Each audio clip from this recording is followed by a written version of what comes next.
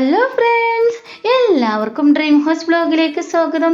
ഇന്ന് നമ്മൾ ഉണ്ടാക്കാൻ പോകുന്നത് വളരെ ടേസ്റ്റുള്ളൊരു ഫുഡിങ്ങാണ്, വളരെ ക്രീമായിട്ടുള്ള ഫുഡിങ്ങാണ് നമ്മൾ ഉണ്ടാക്കാൻ പോണത്.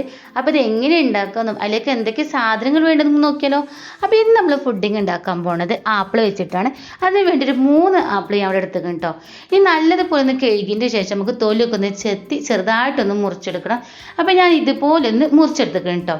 അപ്പോൾ നിങ്ങൾ എൻ്റെ ചാനൽ ആദ്യമായിട്ട് കാണുന്നുണ്ടെങ്കിൽ ഒന്ന് സബ്സ്ക്രൈബ് ചെയ്ത് തൊട്ടടുത്തുള്ള ബെല്ലേക്ക് അമർത്താൻ മറക്കരുത്. അപ്പോൾ ഈ മുറിച്ച ആപ്പിളിൽ നിന്ന് നമുക്ക് ഇതിലൊരു ചെറിയൊരു ബൗൾ ആപ്പിൾ നമുക്ക് മാറ്റി വെക്കണം. ബാക്കിയുള്ള ആപ്പിൾ നമുക്ക് മിക്സിൻ്റെ ജാറിലേക്ക് ഇട്ട് കൊടുക്കാം കേട്ടോ. മിക്സിൻ്റെ ജാറിലേക്ക് ഇട്ട് കൊടുത്തിട്ട് ഇനി അതിലേക്ക് നമുക്ക് കുറച്ച് പാൽപ്പൊടി ചേർത്ത് കൊടുക്കും. അതിന് വേണ്ടി ഞാൻ 5 റുപ്യേൻ്റെ പാക്കറ്റ് പാൽപ്പൊടി ഫുള്ളായിട്ട് ഇതിലേക്ക് ചേർത്ത് കൊടുത്തിട്ട് ഇനി കുറച്ച് പാലും ചേർത്ത് നമുക്ക് നല്ലതുപോലെ ഒന്ന് അടിച്ചെടുക്കണം. അപ്പോൾ ആപ്പിളിൻ്റെ കഷ്ണങ്ങളൊക്കെ നല്ലോണം ഒന്ന് അരിയണ രീതിയിൽ നമുക്ക് നല്ലതുപോലെ ഒന്ന് അടിച്ചെടുക്കണം കേട്ടോ.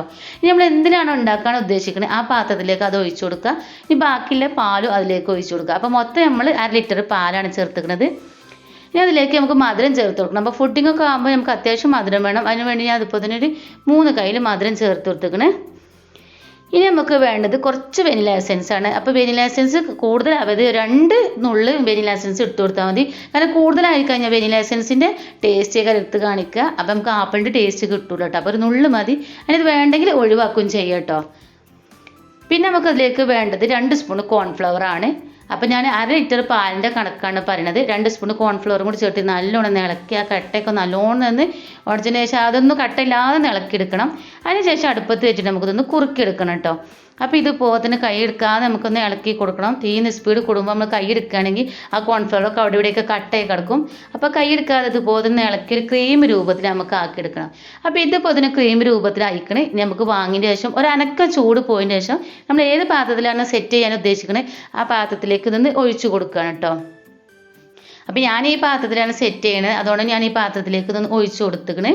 ഇനി നമുക്ക് അടുപ്പത്ത് വേറൊരു പാൻ വെച്ചതിന് ശേഷം കുറച്ച് നെയ്യ് ഒഴിച്ചു കൊടുക്കുക. വളരെ കുറച്ച് നെയ്യ് ഒഴിച്ചു കൊടുത്തതിന് ശേഷം നമ്മൾ മാറ്റി വെച്ചിട്ട് ഒരു ബൗളിലേക്ക് ആപ്പിൾ അതിലേക്ക് ഇട്ട് കൊടുത്തതിന് ശേഷം ഒന്ന് ആ നെയ്യിലൊന്ന് മൂപ്പിച്ചെടുക്കണം. അപ്പോൾ പതുക്കെ നല്ലോണം ഒന്ന് മൂക്കാനൊന്നും നിൽക്കേണ്ട. ആ നെയ്യൊന്ന് എല്ലായിടത്തേക്കും ഒന്ന് ആപ്പിൾ ആയതിനു ശേഷം ഒന്ന് വാടാനും വേണ്ടിയിട്ട് മാത്രം നമുക്കൊന്ന് മൂപ്പിച്ചെടുക്കുക.